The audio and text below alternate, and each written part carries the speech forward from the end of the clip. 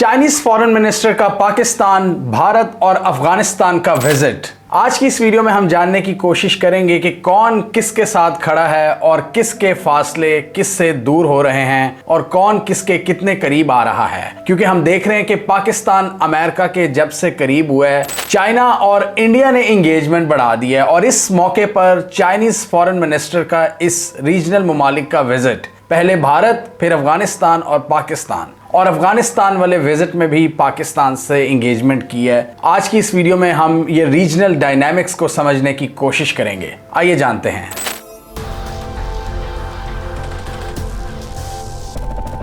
पाकिस्तान में Chinese foreign minister का जबरदस्त इस्तकबाल किया गया। इसहाक डार की उनसे मुलाकात हुई, ज्वाइंट प्रेस कॉन्फ्रेंस भी हुई और सहाफियों ने कुछ सवाल भी पूछे। सी पैक के हवाले से चाइनीज फॉरेन मिनिस्टर का स्टैंस क्लियर था कि हम पाकिस्तान के साथ कोलैबोरेशन जारी रखेंगे, क्योंकि अक्सर मीडिया पर रिपोर्ट्स आती रहती हैं कि सी पैक स्लो डाउन का शिकार है या चाइनीज अब उस तरह इन्वेस्टमेंट नहीं कर रहे, पहले जैसा जोश नहीं रहा। लेकिन चाइना ने क्लियर किया है कि बहुत से प्रोजेक्ट्स पर हम काम कर रहे हैं और अभी फ्यूचर प्रोजेक्ट्स भी हैं जो आने हैं, जिसमें उन्होंने जिक्र किया KKH realignment project, Karakoram highway जो दुनिया की सबसे ऊंची पेव्ड हाईवे है, उसकी रीअलाइनमेंट यानी कुछ जगहों पर उसकी अपग्रेडेशन होनी है। इसके अलावा गवादर पोर्ट की कंस्ट्रक्शन के हवाले से भी उन्होंने बात की कि इस पर भी पाकिस्तान और चाइना मिलकर काम कर रहे हैं। और ML1 का प्रोजेक्ट जिसको हम 2019 से कवर कर रहे हैं लेकिन अभी तक शुरू नहीं हो सका, ये एक रेलवे प्रोजेक्ट है जो पाकिस्तान और चाइना के दरमियान ट्रेड को बहुत तेज कर देगा। और इसके अलावा सी पैक से रिलेटेड एक और इंटरेस्टिंग चीज, सी पैक की एक्सटेंशन अफगानिस्तान के अंदर।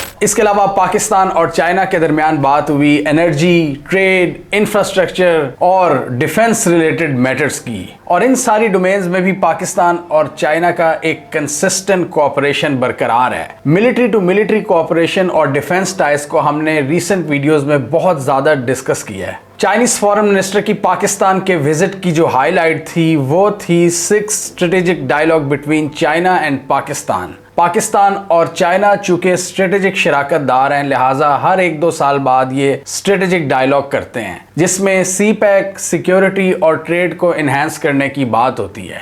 और ये पाकिस्तान और चाइना के दरमियान बायलैटरल ताल्लुकात में एक बहुत हाई लेवल प्लेटफॉर्म है। लास्ट ईयर हमने डिस्कस किया था कि पाकिस्तान और चाइना सी पैक का फेज 2 स्टार्ट करने जा रहे हैं और इस हवाले से भी बहुत ज्यादा बातचीत हो रही है। और इस हवाले से दोनों ममालिक वेरियस फील्ड्स के अंदर अपने ज्वाइंट ट्रेनिंग प्रोग्राम्स को बढ़ा रहे हैं, जिसमें पाकिस्तानियों के लिए बहुत ज्यादा मौके हैं टेक्निकल एजुकेशन और जॉब्स के हवाले से, जिसमें construction engineering, artificial intelligence, agriculture, travel and tourism और हॉस्पिटैलिटी मैनेजमेंट, इन सारी चीजों के हवाले से ज्वाइंट ट्रेनिंग प्रोग्राम्स लॉन्च किए जा रहे हैं सी पैक फेज 2 के तहत। और इस महीने के एंड पे SCO का इजलास है चाइना के अंदर और शहबाज शरीफ विजिट करेंगे और वहां पर मुतवक्के है कि उनकी चाइनीज प्रेसिडेंट शी जिनपिंग से 1-on-1 मुलाकात होगी और उसमें भी सी पैक फेज 2 के हवाले से बातचीत की जाएगी, जिसमें मेन फोकस इंडस्ट्रियल कोऑपरेशन पर है। यानी सी पैक को अगर हम पाकिस्तानी पर्सपेक्टिव में समझें तो पहला फेज था रोड्स बनाने का, इंफ्रास्ट्रक्चर बनाने का। जब आपने वो सारा कॉरिडोर तैयार कर लिया, उसके ऊपर अब आपने इंडस्ट्री लगानी है और दोनों ममालिक ने इससे फ़ायदा हासिल करना है। जितने ट्रेड कॉरिडोर्स इस्टेब्लिश हो रहे हैं उनको एक्सप्लॉइट करना है नए नए एवेन्यूज़ पर। इंडस्ट्रियल हब्स और स्पेशल इकोनॉमिक जोन्स जो बनाए जा रहे हैं वहाँ पर प्रोडक्ट्स बनानी है, मैन्युफैक्चरिंग स्टार्ट करनी है, तेज़ करनी है। और पिछले दिनों चाइना की बल्कि दुनिया की सबसे बड़ी इलेक्ट्रिक व्हीकल कंपनी ने पाकिस्तान में ऑपरेशंस का आगाज किया है और मैन्युफैक्चरिंग का आगाज भी पाकिस्तान में जल्द होगा। और सी पैक फेज 2 की भी बात करें तो 2019 में इसके स्टार्ट की बातचीत हो रही थी, लेकिन उसके बाद कोविड आ गया, पाकिस्तान में बहुत ज़्यादा पॉलिटिकल इंस्टेबिलिटी भी आ गई, तो 5 साल ये डिले का शिकार रहा है और अब इसका आगाज हम देखने जा रहे हैं। और चाइनीज़ वर्कर्स पर अटैक्स और कुछ मंसूबों का पाया तकमील तक ना पहुंचना वक्त पर, ये वो चीज़ें हैं जो सी पैक में एक बहुत बड़ी हर्डल है। लेकिन इसको पिछले साल पाकिस्तान और चाइना ने मिलकर फैसला किया था कि इन हर्डल्स को दूर किया जाएगा और सी पैक फेज 2 की तरफ बढ़ा जाएगा। तो उस हवाले से आहिस्ता आहिस्ता काम हो तो रहा है, लेकिन वो तेज़ी नहीं जो होनी चाहिए। और वो क्यों नहीं है वो आप इस पॉडकास्ट में देख सकते हैं कि क्या क्या हमारी तरफ से कमजोरियां हैं, बहुत से कंपेटिटिव डिसएडवांटेजेस हैं पाकिस्तान को जिसकी वजह से सीपैक स्लो डाउन का शिकार है। लेकिन बहरहाल दोनों ने इस अज़म को रिआइटरेट किया है कि हम सीपैक फेज 2 को बड़ी तगड़े तरीके से आगे लेकर चलेंगे। ओवरऑल जो डिफेंस और सिक्योरिटी कोऑपरेशन है उसको बढ़ाने की बात की गई है, और स्पेशली पाकिस्तान और इंडिया की जंग के बाद जिसमें पाकिस्तान ने काफी हद तक एक इनडायरेक्ट सपोर्ट एंजॉय की है चाइना की, उसमें हमने देखा है कि पूरी दुनिया ने किस तरह हाईलाइट किया है पाकिस्तान और चाइना की इस पार्टनरशिप को, जिसमें पाकिस्तान चाइना का मॉडर्न मिलिट्री इक्विपमेंट यूज कर रहा है और सक्सेसफुली भारत को काउंटर किया है। अफगानिस्तान की बात करें तो वहां पर ट्राइलेटरल इजलास हुआ पाकिस्तान, अफगानिस्तान और चाइना का, और चाइना ने एज अ बिग ब्रदर इन दोनों को समझाया कि अपने ताल्लुकात में दुरुस्तगी लाएं। और ये हमने इस वीडियो में भी डिस्कस किया था। 3 माह पहले चाइना ने एक ईरान सऊदी स्टाइल की नॉर्मलाइजेशन करवाई है पाकिस्तान और अफगानिस्तान के दरमियान, जिसमें डिप्लोमेटिक ताल्लुकात को नॉर्मलाइज किया गया है। वैसे तो पाकिस्तान और अफगानिस्तान डेली बेसिस पर ही इंगेज करते हैं, लेकिन बहुत से इख्तलाफात की वजह से प्रॉपर एम्बेसडर्स नहीं तैनात किए हुए थे, वो तैनात किए हैं। ट्रेड रिलेटेड बहुत से मैटर्स हल किए हैं, इस वीडियो में हमने एक्सप्लेन किया था। अफगानिस्तान के साथ मामला अब कदरे बेहतर चल रहे हैं। इसहाक डार ने भी मल्टीपल विजिट्स किए हैं, और थैंक्स टू चाइना जो कि इस पूरे कनेक्टिविटी प्रोजेक्ट को लीड कर रहा है। चाइना का यही एजेंडा है कि जब तक इस इलाके में पीस नहीं आएगा कनेक्टिविटी भी नहीं होगी। रीजनल कनेक्टिविटी इस इलाके की बहुत ज़रूरत है, और जब से अमेरिकन फोर्सेस यहाँ से गई हैं, चाइना और रूस की यही ख्वाहिश है कि अफगानिस्तान को कनेक्ट किया जाए, जिसके ज़रिए रूस साउथ तक आए और पाकिस्तान और चाइना जैसे ममालिक नॉर्थ और वेस्ट तक जाएं, और ये जो ट्रेड कॉरिडोर जो इंफ्रास्ट्रक्चर बन रहा है उसको एक्सप्लॉइट किया जाए। सिक्योरिटी होगी तो तब भी ट्रेड होगी, और इस हवाले से सीपैक को अफगानिस्तान से कनेक्ट किया जाएगा खैबर पास इकोनॉमिक कॉरिडोर के जरिए, जो कि चाइना के बेल्ट एंड रोड इनिशिएटिव का हिस्सा है, और चाइना इसमें बहुत दिलचस्पी लेता है। और चाइना अफगान्स को भी समझा रहा है कि आप अपने मुल्क के अंदर जितने दहशतगर्द ग्रुप्स हैं उनको कंट्रोल करें। ना सिर्फ टीटीपी है जो पाकिस्तान के लिए एक बहुत बड़ा सरदर्द है, बल्कि बहुत से ऐसे ग्रुप्स हैं जो कि चाइना को तंग करते हैं और वह खान कॉरिडोर के जरिए अफगानिस्तान में पनाह लेते हैं। एक एंटी चाइना ग्रुप है जो कि वखान कॉरिडोर को इस्तेमाल करता है अफगानिस्तान और चाइना के सिंकियांग सूबे में आने जाने के लिए। चाइना नहीं चाहता कि वो मिलिटेंट्स विगर इलाके को डिस्टर्ब करें और वहां पर कोई अनरेस्ट क्रिएट किया जाए, और इसलिए वखान कॉरिडोर की अहमियत भी बढ़ जाती है। बदख्शान प्रोविंस की वैल्यू बढ़ जाती है क्योंकि ये चाइना को कनेक्ट करता है अफगानिस्तान से। आप इसकी इंपॉर्टेंस इस वीडियो में देख सकते हैं। चाइना बाकी दुनिया की तरह अफगान तालिबान को प्रेशराइज करने से गुरेज करता है। अफगानिस्तान में अगर अमन आता है तो इससे पाकिस्तान और चाइना को बहुत ज़्यादा फ़ायदा होगा सेंट्रल एशिया से कनेक्ट करने के लिए। पाकिस्तान चाइना के रास्ते भी सेंट्रल एशिया से कनेक्ट कर सकता है, लेकिन अफगानिस्तान एक बहुत क्रूशल जगह पर लाया करता है। अफगानिस्तान में अमन के बगैर इस पूरे रीजन की कनेक्टिविटी का ख्वाब अधूरा रहेगा। लिहाजा चाइना की कोशिश है कि अफगानिस्तान में अमन आए, और इसलिए वो पाकिस्तान और अफगानिस्तान दोनों को समझाता है कि आप अपने डिफरेंसेस ख़त्म करें। और इसमें कोई शक नहीं है कि पाकिस्तान और अफगानिस्तान के दरमियान अगर इख्तलाफात बरकरार रहेंगे तो पीस को हम अचीव नहीं कर सकते, और इसी तरह हम अपनी ट्रेड एंड कनेक्टिविटी में भी इजाफा नहीं कर सकते, और ये समझने वाली चीज़ है। अफगानिस्तान और पाकिस्तान के बहुत से मसाइल हैं। पाकिस्तान को टीटीपी के हवाले से कंसर्न्स हैं, और अफगानिस्तान को कंसर्न है कि जो पाकिस्तान इतने ज़्यादा अफगान बाशिंदों को वापस भेज रहा है, और टीटीपी की वजह से इस वक्त पाकिस्तान का जनरली एक हॉस्टाइल रवैया है अफगानिस्तान की तरफ, जो पिछले कुछ महीनों में बहुत कूल डाउन हुआ है। जैसे मैंने पहले कहा कि अफगान बॉर्डर पर बहुत से मसाइल हल किए गए हैं अफगान्स के साथ मिलकर। अब इस पूरी रीजनल डायनामिक्स में आता है भारत का किरदार, जो कि काफ़ी परेशान नज़र आ रहा है डोनाल्ड ट्रंप के एटीट्यूड की वजह से।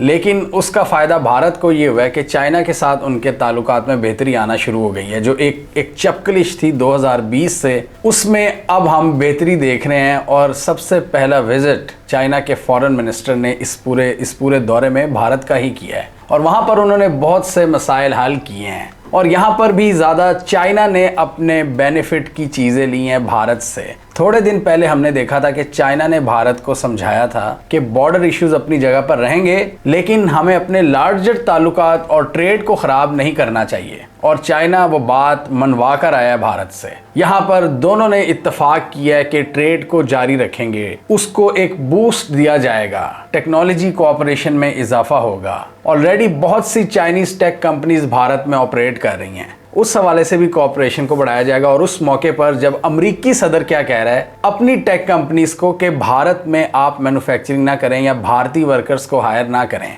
इस सूरत में भारत को चाइना नजर आ रहा है जो कि अमेरिका का कंपेटिटर है, और अब वो इस फील्ड में भारत के साथ ताउन बढ़ाएगा, क्योंकि भारत में उसको नो डाउट एक बहुत बड़ी मार्केट तो नजर आती है जो कि पाकिस्तान से 6 गुना बड़ी है। यहाँ पर पाकिस्तान हमेशा पीछे रह जाता है, जो हम अपनी इकोनॉमी को डाइवर्सिफाई नहीं करते और पिछले कई सालों से $350 बिलियन पर बैठे हुए हैं, जबकि भारत $4 ट्रिलियन की इकोनॉमी बन चुका है, एटलीस्ट उनके क्लेम्स के मुताबिक। पाकिस्तान भी $1 ट्रिलियन के आसपास है अगर पाकिस्तान की इनफॉर्मल इकोनॉमी को ऐड किया जाए, लेकिन स्टिल भारत 4 गुना बड़ा है आपसे इकोनॉमी वाइज। तो वहाँ चाइना को एक बहुत बड़ी मार्केट नज़र आती है और उसका फ़ायदा है जब भी वो भारत से ट्रेड की बात करता है, और एक मैसिव ट्रेड है चाइना और भारत की। और ऐसे मौके पर जब डोनाल्ड ट्रंप डिच करा रहे हैं भारत को चाइना के अंदर बहुत से फ़वायद नज़र आते हैं। तो ये एक विन विन कोऑपरेशन है ट्रेड के पॉइंट ऑफ व्यू से चाइना और भारत का, कि अपनी ट्रेड बढ़ाएं और दोनों साइड की कंपनीज को फ़ायदा हो, डिफरेंट डोमेन्स में इन्वेस्टमेंट्स हो, पार्टनरशिप हो, ट्रेड में इजाफा हो। चाइना के लिए ये एक ज़बरदस्त सिचुएशन है जिसको चाइना हासिल करके आया है भारत से। इसके अलावा डायरेक्ट फ़्लाइट्स जो कि काफ़ी हद तक मुतासिर हुई थी वो बहाल की जाएंगी। और 2005 में एक एग्रीमेंट हुआ था भारत और चाइना के दरमियान ताल्लुकात को बढ़ाने के हवाले से, उस पर भी काम शुरू हो गया है। उसकी भी लास्ट मीटिंग 2024 में हुई थी, 5 साल की ब्रेक के बाद। तो वो मीटिंग भी अब दोबारा हुई है, यानी काफ़ी हद तक नॉर्मलाइजेशन की तरफ जा रहे हैं। लेकिन एक मसला बरकरार है और चाइना ने कहा है कि वो तो बरकरार रहेगा, वो है बॉर्डर इश्यूज जो इनके हैं, लाइन ऑफ एक्चुअल कंट्रोल की जो डिफरेंट परसेप्शंस हैं दोनों ममालिक की। चाइना कहता है कि वहाँ पर मसले मसाइल चलते रहेंगे, हम दूसरे ताल्लुकात तो सही करें ना। तो वहाँ पर भारत ने अक्सर इनसे रिक्वेस्ट की भी है, पिछले दिनों राजनाथ सिंह ने भी की थी। एक सिक्योरिटी कॉन्फ्रेंस में हमने देखा था कि वो चाइना से मिन्नतें कर रहे थे कि यार हमारे जो बॉर्डर इश्यूज हैं उनको परमानेंटली हल किया जाए। वो परमानेंटली हल नहीं हो सकते। लद्दाख के इलाके में हिमालयंस और कराकोरम रेंज में डिफरेंट जगहों पर इनके मसले हैं, और चाइना की जो परसेप्शन है LAC की वो भारत के मुकाबले में डिफरेंट है। हमने इस वीडियो में एक्सप्लेन किया हुआ आज से कोई 5 साल पहले। चाइनीज़ ने जब भी भारत को सबक सिखाना होता है तो वो LAC की उस परसेप्शन को क्रॉस कर लेते हैं, और भारत कहता है कि हमारे इलाकों में इंट्रूजन हो गई है, फिर मारकुटाई होती है और फिर भारतीय फौजी मारे जाते हैं। ये चीज़ भारत को काफ़ी ज़्यादा डराती है और भारत इस हवाले से अपने इंफ्रास्ट्रक्चर को मजबूत करने की कोशिश कर रहा है, लेकिन वो एरियाज़ बहुत डिफ़िकल्ट हैं भारत की जानिब। चाइना की बात करें तो वो तिब्बत रीजन में अपनी कनेक्टिविटी को बढ़ा रहा है, और पिछले दिनों हमने देखा था कि चाइना तिब्बत में एक बहुत बड़ा डैम कंस्ट्रक्ट करने जा रहा है जो कि भारत के अंदर ब्रह्मपुत्र के फ्लो को डिस्टर्ब कर सकता है, जिसकी वजह से भारत को बहुत ज़्यादा परेशानी है। और वो चाइना से डिमांड कर रहा है कि जो वाटर्स का डेटा है वो हमारे साथ टाइमली शेयर किया करें, जो कि भारत ने पाकिस्तान के साथ शेयर करने से इनकार कर दिया। ना सिर्फ पाकिस्तान बल्कि बांग्लादेश भी। तो जो सलूक भारत पाकिस्तान और बांग्लादेश के साथ कर रहा है as a upper riparian, China as a upper riparian यही सलूक भारत के साथ कर रहा है। तो भारत ने उस हवाले से भी इनसे मिन्नतें वगैरह की हैं, रिक्वेस्ट की है। लेकिन जो इम्पोर्टेंट पॉइंट है, बॉर्डर इश्यूज अभी भी उसी तरह बरकरार हैं। नो डाउट डी एस्केलेशन हुई है 2020 के मुकाबले में, अब उस तरह आई बॉलिंग नहीं है या अब उस तरह के मसले मसाइल नहीं है कि मारकुटाई हो रही है। बहुत सी जगहों से डी एस्केलेशन भी हुई है। चाइनीज़ भी थोड़ा पीछे हटे हैं, भारत को भी उन्होंने पीछे धकेला है और बीच में बफर जोन्स भी कायम किए हैं। लेकिन अभी भी 2-3 एरियाज़ हैं जहां पर भारत के अंदर काफ़ी टेंशन्स हैं कि यार ये चाइनीज़ क्यों यहाँ पर खड़े हुए हैं, और कल को किसी भी वक्त चाइनीज़ फिर इनको तंग कर सकते हैं। अभी रिसेंटली इन्होंने अरुणाचल प्रदेश में चाइना ने अपने नाम रखे हैं एक बार फिर। अरुणाचल प्रदेश की जो पूरी स्टेट है चाइना उसको अपना इलाका कहता है कि ये साउथ तिब्बत का पार्ट है। तो इससे पता चलता है कि चाइना के वहाँ पर अभी तेवर ख़राब ही हैं। चाइना वहाँ पर इनको अभी कोई रियायत देने के लिए तैयार नज़र नहीं आता, और चाइना जब इन पहाड़ों पर एग्रेशन दिखाता है तो उसका नैरेटिव, उसका मुद्दा क्या होता है? वो कहता है कि यार तुम अमेरिका के साथ क्वाड ज्वाइन करते हो, एशिया पैसिफिक के पानियों में हमें तंग करने के प्लान बनाते हो, तो हमारे पास भी फिर काउंटर प्लान्स हैं। तुम पानियों में तंग करोगे, हम पहाड़ों पर तंग करेंगे। ये चाइना की फिलॉसफी है भारत के खिलाफ। लेकिन कन्वेंशनल वॉरफेयर इनकी नहीं हो सकती, इस वीडियो में हमने एक्सप्लेन किया था, क्योंकि एक नेचुरल बॉर्डर है, ऊंचे ऊंचे पहाड़ों की वजह से दुनिया का 3rd पोल है, तो इनके दरमियान लैंड वॉर का होना बहुत मुश्किल है। लेकिन आजकल जो हम देख रहे हैं, ड्रोन वॉरफेयर का दौर है, मिसाइल्स का दौर है, और फिर आपकी एडवांस सबमरीन्स, इसके ज़रिए चाइना और भारत एक दूसरे को तंग कर सकते हैं। तो चाइना ने यही स्ट्रेटजी रखी हुई है कि भारत जब इनके दुश्मनों के साथ जाके मिलता है, वहीं पर चाइना अपनी एग्रेशन दिखाना शुरू कर देता है। लेकिन अब मामला बिल्कुल डिफरेंट हुए हैं। इस बार अमेरिका ने भारत को ही झंडी करा दी है, तो इसलिए भारत अब चाइना से बातचीत कर रहा है। और वो अमेरिका जिसके भारत के साथ स्ट्रेटेजिक ताल्लुकात थे, एक डिफेंस कोऑपरेशन डेवलप हो चुका था। भारत के ऑपरेशन सिंदूर के मिस एडवेंचर के बाद पाकिस्तान अमेरिका के क्लोज हुआ है और भारत से दूर हुआ है। और इसके अलावा चाइना भारत को अब ये भी समझाएगा कि ये जो हमारे प्लेटफॉर्म्स हैं, ब्रिक्स है, SCO है, इसमें रूसी भी फुफ्फी का किरदार अदा नहीं करना और बंदे के पुत्रों की तरह इनको ज्वाइन करना है और इसमें कोई हैंकी पैंकी नहीं करनी। जिस तरह हमने अभी डिस्कस किया कि शहबाज शरीफ जा रहे हैं SCO इजलास के लिए, मोदी 6 साल बाद चाइना का विजिट करने जा रहे हैं SCO समिट में।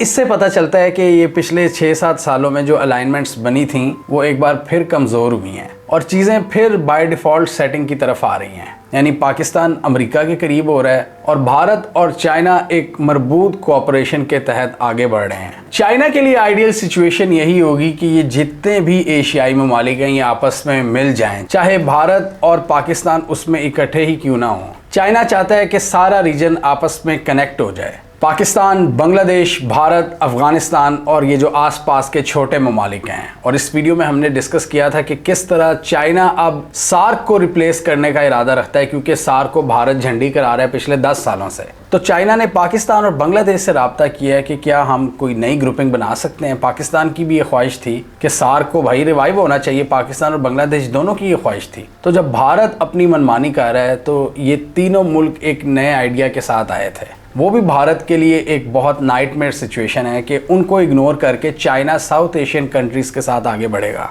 पाकिस्तान और बांग्लादेश के ताल्लुकात ऑलरेडी इंप्रूव हो रहे हैं, जिनमें बहुत ज़बरदस्त बेहतरी देखने को मिली है। और बांग्लादेश के साथ भारत के ताल्लुकात ख़राब हुए हैं जबकि हसीना वाजिद साहिबा भागी हैं वहाँ से। चाइना का अल्टीमेट प्लान यही है कि अमेरिकन और वेस्टर्न होस्टाइल एजेंडाज को काउंटर करने के लिए एशिया को इकट्ठा होने की ज़रूरत है, क्योंकि BRI देता है चाइना को एज अमेरिका के मुकाबले में, और ब्रिक्स में वो रशिया के साथ मिलकर अमेरिकन डोमिनेंस को काउंटर करना चाहता है। इसलिए वो रीजनल कनेक्टिविटी की एफर्ट्स करता है और इसलिए हमें ब्रिक्स, BRI और SCO जैसे इंस्टीट्यूशंस नज़र आते हैं जो ज़्यादातर चाइना ड्रिवन हैं। इसलिए अब वो इस तरह की एफर्ट्स कर रहा है। और जिस दिन चाइना ने महसूस किया कि भारत अमेरिका के साथ मिलकर चाइना के खिलाफ होस्टाइल एक्टिविटीज़ में मुलविस नहीं, उसी दिन चाइना भारत के साथ अपने बॉर्डर इश्यूज़ को भी ख़त्म कर लेगा। लेकिन मसला ये है कि भारत यहाँ पर फोकियत देता है अमेरिकन्स को, और अभी खुद हाल देख लें कि अमेरिकन्स ने भारत के साथ क्या किया है। बाइडेन एडमिनिस्ट्रेशन ने बहुत ज़्यादा उठाया था मोदी सरकार को, और उस खुशी में इन्होंने सब रीजनल ममालिक से पंगे लेने शुरू कर दिए थे और सबसे बिगाड़ ली। क्या चाइना, क्या बांग्लादेश, क्या पाकिस्तान, और छोटे छोटे ममालिक इनसे भी बिगाड़ ली, नेपाल से, मालदीव से, भूटान से।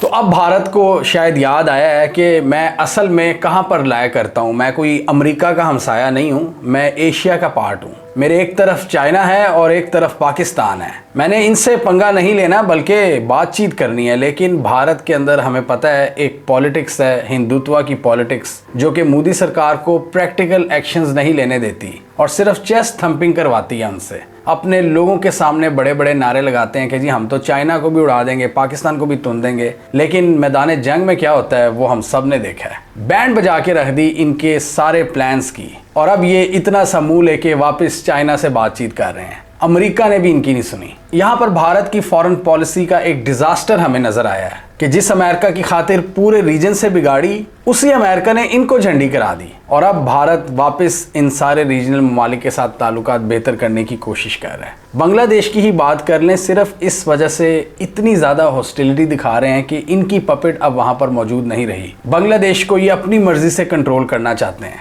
जबकि बांग्लादेश का करंट सेटअप इनके इन्फ्लुएंस में नहीं आता। तो हर तरफ से इनको जलालत का सामना है, चाइना, बांग्लादेश, पाकिस्तान। और बात फिर किससे करते हैं? इनके पास रह जाते हैं अफगान तालिबान। एक बार फिर वही बात है ना कि थूका हुआ चाट रहे हैं। इन्हीं तालिबान से इनका इट कुत्ते का वैर था 90s में, और अब उनसे बातचीत करने की कोशिश करते हैं क्योंकि पाकिस्तान की अफगान तालिबान से अनबन हो जाती है। हालांकि अफगानिस्तान से तो भारत कनेक्ट भी नहीं करता, ना कोई इनका बड़ा स्ट्रेटेजिक ऑब्जेक्टिव है। हाँ, ये ऑब्जेक्टिव ज़रूर हो सकता है कि पाकिस्तान को डिस्टेबलाइज करना है अफगान बॉर्डर के ज़रिए, और वो TTP के ज़रिए करता है, BLA के ज़रिए करता भी है। इसके अलावा भारत का और कोई ग्रैंड ऑब्जेक्टिव नहीं है अफगानिस्तान के साथ ताल्लुकात बढ़ाने में, क्योंकि 2001 में भी हमने देखा था कि किस तरह भारत भागा था डर के, यहाँ से तालिबान से डर के। लेकिन जब उसने देखा कि तालिबान के भी मसले चल रहे हैं पाकिस्तान से, तो फ़ौरन उनसे हाथ मिलाने पहुंच गया, जिसका अभी तक भारत को कोई स्ट्रेटेजिक एडवांटेज नहीं है।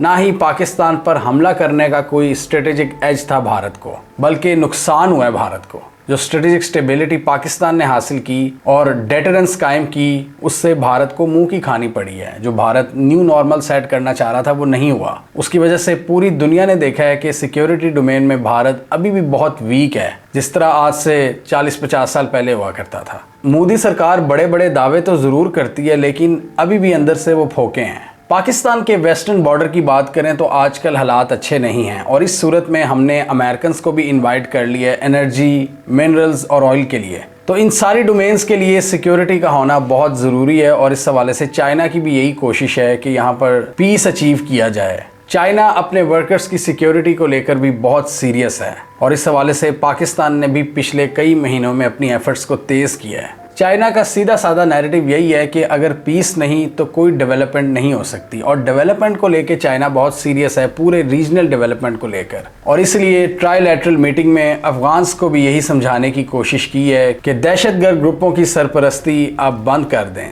बल्कि उन पर कारी ज़र्ब लगाई जाए। चाइना के BRI प्रोजेक्ट के लिए भी बहुत ज़रूरी है कि अफ़गानिस्तान में अमन आए और पाकिस्तान का जो वेस्टर्न बॉर्डर है उस पर भी शोरिश कम हो। उसके बगैर चाइना का बेल्ट एंड रोड इनिशिएटिव इस पूरे रीजन में अधूरा रह जाएगा, और इसलिए चाइना बहुत सीरियस है और पाकिस्तान और अफ़गानिस्तान को गाइड कर रहा है। इस हवाले से चाइना समझा रहा है कि जब पीस होगा तब ही कनेक्टिविटी बढ़ेगी और उसी सूरत में डेवलपमेंट भी होगी, और इसकी वजह से इकॉनमी का साइज़ बढ़ेगा और सबकी जेबें भी भरेंगी। इकॉनमी और ट्रेड के लिए ज़रूरी है अमन, और चाइना इस हवाले से कोशां है।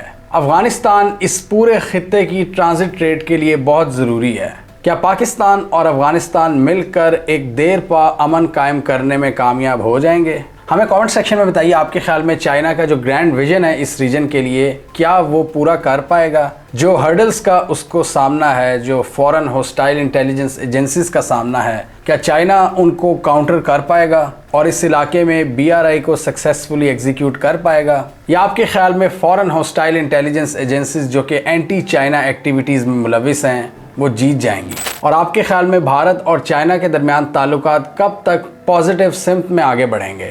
क्या ये एक वक्ती अरेंजमेंट है या लॉन्ग टर्म डेवलपमेंट है, यानी जब अमेरिका आएगा तो भारत फिर चाइना को झंडी करा देगा? आप क्या समझते हैं? कमेंट कीजिए। इसके अलावा हमारा YouTube चैनल सब्सक्राइब कर लो, साथ ही वो बेल आइकॉन भी दबा लें ताकि वो स्टोरीज दुनिया भर से और पाकिस्तान से जिनकी मेन स्ट्रीम मीडिया पर प्रॉपर कवरेज नहीं होती, हमारे प्लेटफॉर्म के थ्रू आप तक टाइम पर पहुंच जाएं।